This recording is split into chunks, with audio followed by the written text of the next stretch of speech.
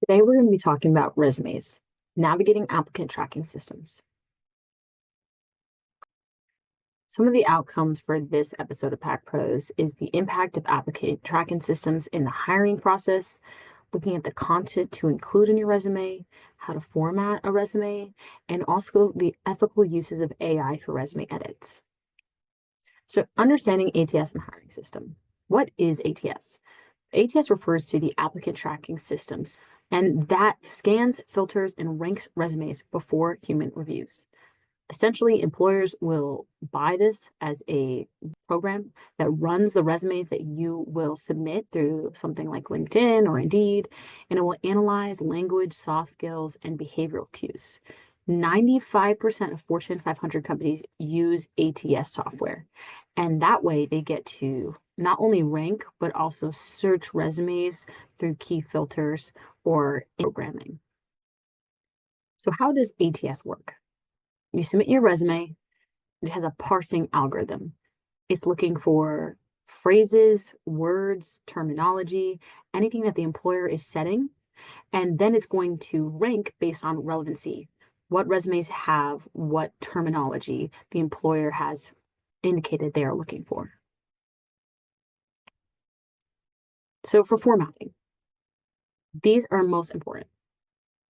You need to be consistent with your formatting. Should only be one page, and there should be standard headings. No columns, pictures, or graphics.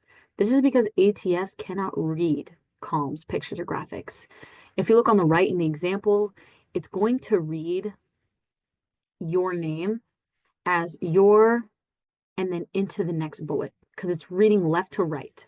We have a career guide, which will give you different layouts that are all standard and will pass ATS, but this is a general formatting guide. So how do you properly format an experience? You'll have the company name on the top left, typically the location and the start end date on the right. There's some flexibility with where you put the location, depending on the format that you want, but we recommend that the position separate to the company and location. Then you're going to have typically anywhere from 2 to 4 bullet points, sometimes 6, depending on what you have on your resume. And that is where you're going to have your action verbs and what you'll be specifically doing at the job, what you want to show the employer that you've been doing. Strategies to strengthen your resume. Mirror terms from the job post. Look at what has been written in the description and see where you can implement them, where you have done those things, but where you can highlight it in your resume. Use strong action verbs. Analyzed, facilitated, collaborated. Should be past tense, and you really want it to highlight the work that you've been doing.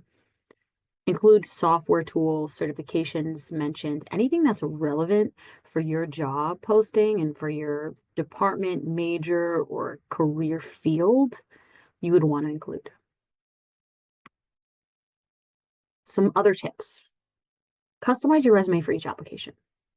It can get a little tedious, but that means that the ATS is going to rank you higher because your information is more relevant to the job posting. It's recent and it's transferable. Employers can see where your skills are going to transfer. Quantify achievements whenever possible. If you have specific numbers, that is always helpful for employers to understand what you're doing, how it got done, and what was the impact. Emphasize relevant tools and outcomes. This across the board is really important. Relevancy is key. Now, if you have experiences that date back further but are super important to the job posting, include them, but definitely err on the side of relevancy when it comes to time frame. So using AI in resume writing. Because AI is artificial intelligence and it runs the ATS tracking system, and especially recently with the increased use of artificial intelligence chat boxes and programs, you may be tempted to use AI in your resume writing. We wanted to briefly touch on this to make sure that you are ethically using it if you do choose to do so.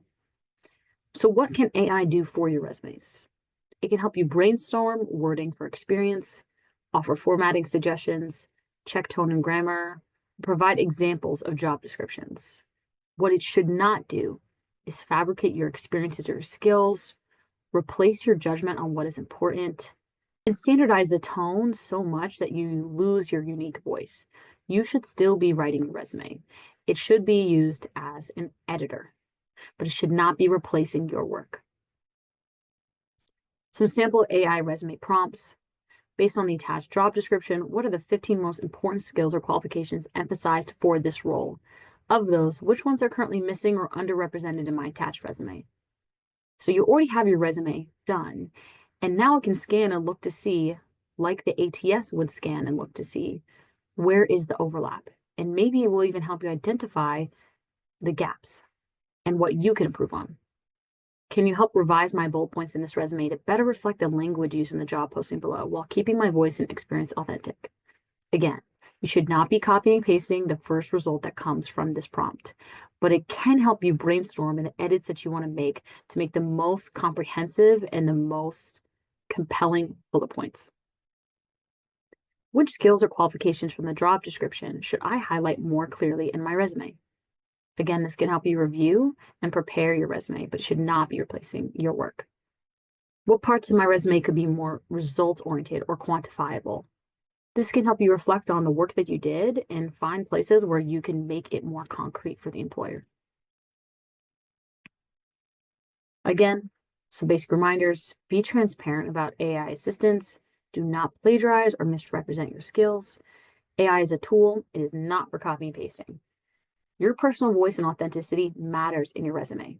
Although ATS is looking for specific keywords, it's still a human being that was going to be reviewing it before your interview. Respect employer expectations and application honesty, and revise for voice clarity and accuracy. Overall, your resume isn't just read by people. It's scanned by algorithms.